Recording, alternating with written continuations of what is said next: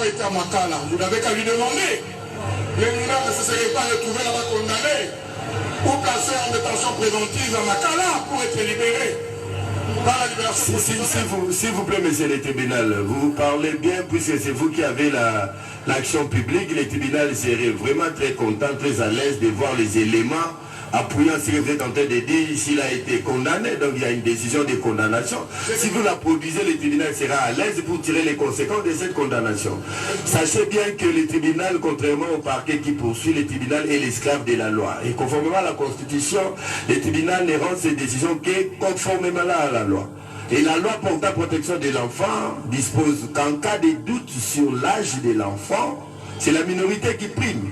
Et ces doutes-là provient de vos pièces. Le tribunal a relevé dans votre PV qu'avant de mettre les chiffres 5, il était inscrit les chiffres 9. Ce n'est pas le tribunal n'était pas encore là. Ce qui concorde avec les propos du prévenu. Donc nous estimons que nous, en faisant application de la loi, nous pouvons prendre en considération les propos du prévenu qui est conforté par les PV que vous nous avez présentés par devant les tribunaux. À moins que vous ayez des éléments autres que cela.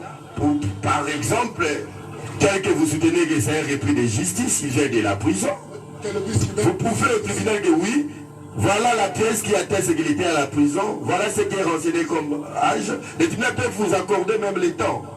Parce que le fait de les soustraire aujourd'hui ne veut pas dire qu'il ne va pas être poursuivi. Si vous avez des éléments qui feront à ce qu'il soit poursuivi en sa qualité de prévenu, vous le ferez en temps utile et le tribunal sera là pour le faire.